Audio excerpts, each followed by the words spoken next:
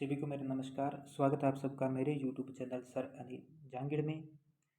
तो आज के इस वीडियो में हम जो सम्मिलित करने वाले प्रश्न हैं, मिलान करने वाले प्रश्न हैं, उन कुछ प्रश्नों की चर्चा करेंगे। तो इस क्लास के साथ आप बने रहिएगा, क्योंकि इस क्लास से आपको बहुत कुछ चीज़ें सीखने को मिलेंगी, बहुत सारे आपके डाउट्स क्लियर होंगे और इन प्रश्नों को कैसे करना होता है ये भी आपको पता चलेगा। तो क्लास के साथ बने रहिएगा। ये आपके सेकंड ग्रेड, फर्स्ट ग्रेड, जिसके भी इको का ये टॉपिक लगता है, इसमें मांग और पूर्ति, उपयोगिता, तटस्थता, वक्र लगभग मिक्स जो है क्वेश्चन है। ठीक है, जिनके भी ये टॉपिक लगते हैं उनके लिए बहुत ही इम्पोर्टेंट क्लास है। तो क्लास को पूरा देखना है। अगर आपने टेलीग्राम चैनल ज्वाइन नहीं किया है तो टेलीग्राम चैनल को ज्वाइन कर लीजिए, जिसका लिंक आपको डिस्क्रिप्शन में मिल जाएगा। तो टेलीग्राम चैनल आप ज़रूर ज्वाइन कर लीजिए, जिसका लिंक आपको डिस्क्रिप्शन में मिल जाएगा। तो चलिए शुरू करते हैं आज की क्लास। आज की क्लास का पहला प्रश्न है, सुमेलित करना है हमें। सूची फर्स्ट और सूची सेकंड दी गई है। ठीक है, तो हमें ये जो एक साइड में ABCD दिए गए हैं, दूसरी साइड में 1 2 3 4 दिए गए, इनसे मिलान करना है। तो सबसे पहले हम बात करेंगे उपयोगिता।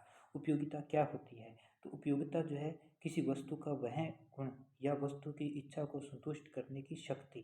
ठीक है, वस्तु की इच्छा को संतुष्ट करने की शक्ति जो है वो उपयोगिता कहलाएगी। ठीक है, संतुष्ट करने की शक्ति जो है वो क्या कहलाएगी? उपयोगिता कहलाएगी। तो 1 आध 2 हो गया। ठीक है, इसके बाद नंबर B पर बात करें, कुल उपयोगिता। क्या? कुल उपयोगिता। तो कुल उपयोगिता में आपके आएगा किसी उत्पाद की समस्त इकाइयों के उपभोग से प्राप्त कुल उपयोगिता। ठीक है, जितने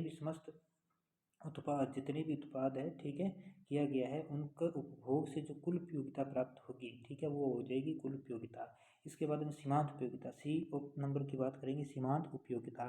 तो देखिए, जब भी अतिरिक्त की बात आएगी, यानी कि किसी वस्तु की अतिरिक्त इकाई के उपभोग से प्राप्त अतिरिक्त उपयोगिता, या यूँ कहें किसी वस्तु की अतिरिक्त इकाई प्राप्त करने अतिरिक्त इकाई से, ठीक है, एक अतिरिक्त इकाई से जो कुल उपयोगिता में परिवर्तन होता है वो सीमांत उपयोगिता कहलाता है। तो इस हिसाब से आपका A का 2, B का 3, C का 4 और D घटती सीमांत उत्पादकता नियम।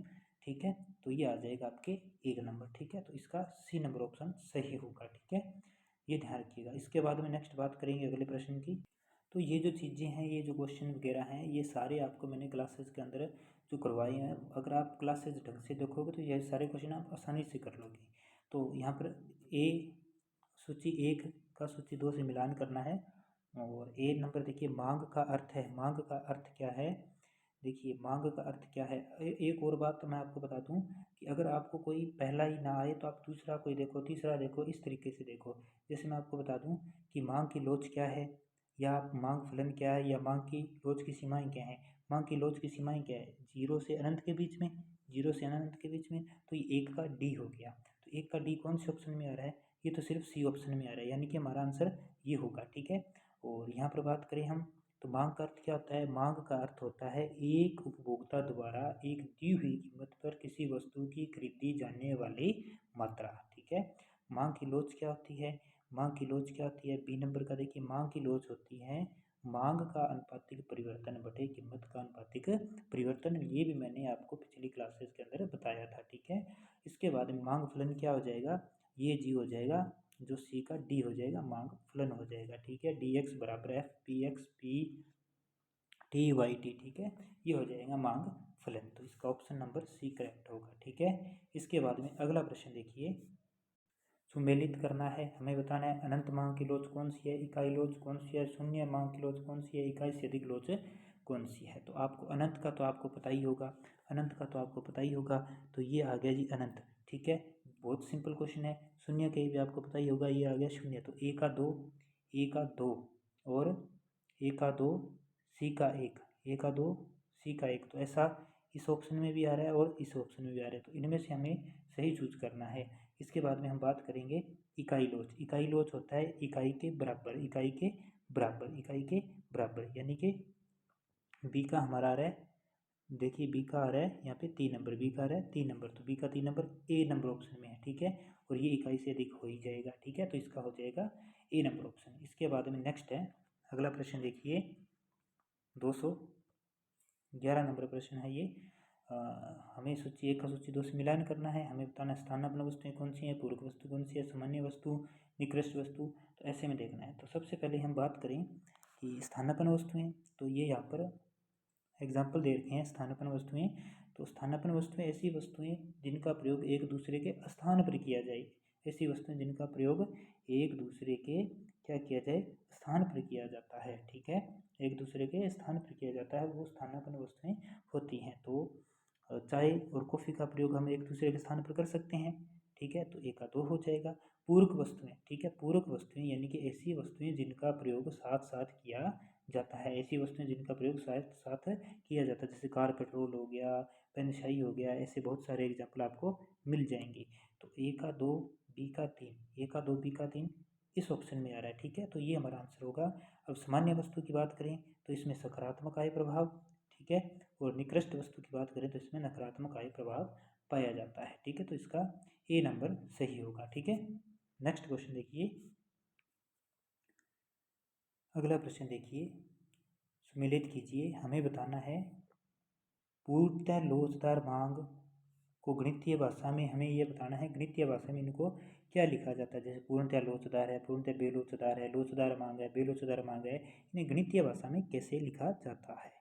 ठीक है, तो जो पूर्णतः लोचदार मांग है उसे लिखा जाता है अनंत से। कैसे लिखा जाता है, अनंत से। ठीक है, पूर्णतः लोचदार को लिखा जाता है अनंत से। ठीक है, और जो आपके पूर्णतः बेलोचदार है, पूर्णतः बेलोचदार है उसे लिखा जाता है शून्य से। किसे लिखा जाता है, शून्य से। यानी कि इसका अगर वक्र की बात करें तो इसका वक्र ऐसे बनेगा, अगर इसके हम वक्र की बात करें तो इसका वक्र ऐसे बनेगा। ठीक है, अब इसके बाद में नेक्स्ट हम बात करेंगे तो यहाँ पर ए का बन रहा है, क्या बन रहा है, ए का 3 बन रहा है।